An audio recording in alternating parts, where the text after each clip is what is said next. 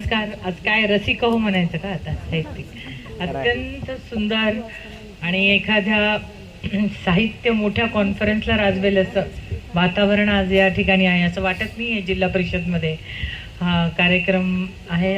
खरं तर तृप्तीचा कार्यक्रम असा असतो की तो मॅडम यायलाच पाहिजे तुम्ही, म्हणजे ती विचारत नाही की कसं आहे काय आहे, आणि मग हळूहळू तिचे हट्ट वाढत राहतात. पण इथे आल्यानंतर मला असं वाटलं की तो मी आले नसते तर मी काहीतरी मिस केलं असतं. आजचा कुसुमाग्र जयंती आहे, आपल्या मराठी अस्मिता अभिमानाचा दिन आहे आणि एकदम सगळे प्रख्यात साहित्यिक या ठिकाणी बोलवले आहेत. खरं तर आमचे व्यासपीठावर पण साहित्यिक आहेत. जास्त काही बोलण्यासारखं नाही कारण माझं खूप कमी वेळ आहे, मला तुमचं ऐकायचं आहे, म्हणून मी माझं आज बोलणार नाही. फक्त एवढंच सांगेल की मराठी भाषा म्हणजे जाणीवा, आईच्या जाणीवा आहेत आणि त्या आईची जाणीव जशी आपल्याला आयुष्यभर आपल्या सावली सोबत असते, आपल्या पाठीवर असते, हळूवार फुंकर देत असते आणि कुठल्याही यश अपयश आनंद दुःख या सगळ्या याच्यामध्ये आपल्या कोणालाही बघा ना विचारलं आणि जेव्हा थॉटफुल डिस्कशन असं म्हणतो, विचारपूर्वक बोलायचं असेल तेव्हा आपण दुसऱ्या भाषेचा हे घेतो, इंग्रजीत बोलतो. पण जेव्हा कुठेतरी काहीतरी पटकन रस्त्यामध्ये वेदनामयी कुठली घटना झाली, ऍक्सिडेंटली याला आपल्याला झालं किंवा एखादं पिंच जरी झालं तर पहिलं आई हा शब्द येतो, अगं आई ग. आणि हीच मराठीची जाणीव आहे. आणि मला असं वाटतं कित्येक वर्ष आता हा प्रशासकीय अनुभव आणि अनेक कार्यबाहुल्य सांभाळताना तर सौताडेकरांचं थोडंसं स्नेह जास्त असल्यामुळे ते कौतुक जास्त करतात. पण आम्ही प्रशासकीय कालावधीत मी नेहमी बघितलं, आता दोघी जणी आहेत या, की डॉक्युमेंटेशन म्हणजे पूर्ण ते जे आपला पूर्ण प्रवास असतो, ज्या छोट्या छोट्या गोष्टी होतात. आता मला काही 20 वर्षापूर्वी 25 वर्षापूर्वी कोणी भेटलं नाही अहिल्या असं सांगायला, शिल्पा, की हे सगळे तुमचे प्रसंग आहे ना हे लिहून काढले पाहिजे. ती स्वयंप्रसिद्धी नाही तर ती समोरच्या येणाऱ्याला कुठेतरी तो प्रवास हा कळला पाहिजे. आता मला जर आठवलं तर नेहमी लहानपणचे दिवस आठवतात. मी आज सकाळी पण माझ्या भाषणात सांगितलं की फार कमी लोकांचा लहानपणी गणित, इंग्रजी किंवा हा विषय आवडीचा असायचा. फार कमी लोकांचा लहानपणी गणित, इंग्रजी किंवा हा विषय आवडीचा असायचा. आज सगळे अर्धे IAS IITN असतात, वय असतात, पण माझा विषय हा मराठीच आवडीचा होता.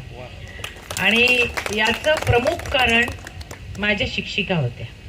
असं असतं की जो विषय मुलांना आवडतो त्याचे शिक्षक चांगले असतात आणि म्हणून त्या विषयाची गोडी लागते. म्हणून शाळा तपासायची माझी पद्धती फार सोपी आणि सरळ आहे.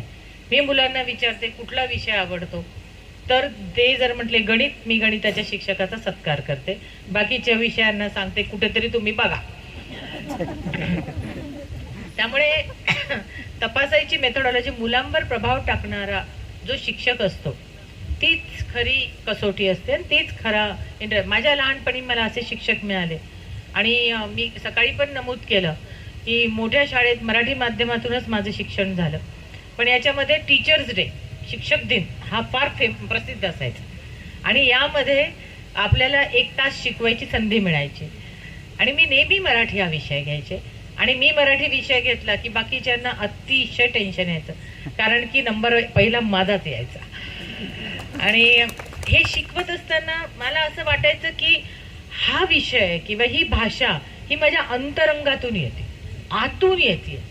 आणि वाचन जसं जसं मी करत गेले, आजही यांना माहिती आहे की या सगळ्या कार्यबाहुल्यात एक अधिकारी म्हणून अनेकदा इंग्रजीमध्ये PPT करावे लागते, ऑफिशियल्स येतात. पण जेव्हा मी मराठीत भाषण करते किंवा मराठीत करते त्याचा सूर असा लागतो की मला वाटत असतं की समोरचा माणूस हालतच नाही. पण दुसऱ्या भाषेमध्ये मी रशियन पण शिकली आहे.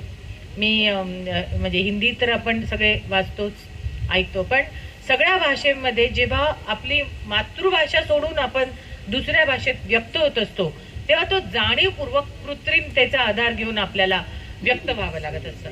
आणि म्हणून माझा आग्रह आहे की आज मी असं म्हणणार नाही कारण माझ्या मुली सुद्धा इंग्रजी याच्यामध्ये शिकतात, परंतु पुढच्या कॉम्पिटिशनमध्ये, स्पर्धात्मक युगामध्ये या गोष्टी असल्या तरी जाणीवपूर्वक मराठी भाषा ही त्यांच्यामध्ये कशी रक्तात उतरेल आणि ती भाषा ते कशा प्रकारे पुढे नेतील, त्यांचं वाचन कसं अजून समृद्ध होईल याचे जाणीवपूर्वक प्रयत्न मला वाटतं आपल्याला करणं गरजेचं आहे. आज खूप छान वाटलं की गझलकार पण आहे. सुरेश भटानंतर फार मराठी गझलगिरी ही आपल्या याच्या मला फार आवडतात गझल. आणि आमचे पत्रकार पण एक आहेत जे आता पत्रकारितामध्ये कधी कधी जरा थोडंसं आम्हाला वाटतं की फक्त एकच फोकस असतो का, पण जेव्हा साहित्य आणि पत्रकारिता ही सोबत चालते तेव्हा तिचा एक वेगळाच, मला सारखी शिल्पा म्हणत होते तुम्ही ऐकून जायला पाहिजे, म्हणजे मला आधी सांगितलं असतं तर मी पुढचा कार्यक्रम घेतलाच नसता. तर आणि तुम्ही असं बघत होते की आता असं नाही, माझी जरा थोडीशी दृष्टी तशी आहे की जिल्हा परिषदचे किती ऑफिसर्स आज या कार्यालयात, किती अधिकारी आहेत, किती आहेत हात वर करा. नाही शिक्षण याच्यातले सोडून सांगा. नाही ठीक आहे, ह्याला काही हे नाही. आणि इथं तुम्ही म्युझिक म्हणजे थोडासा चांगला हलका फुलका कार्यक्रम ठेवा गाण्याचा, तर तो पूर्ण भरून जाईल, शेवटी शिट्ट्या येतील ऐकू.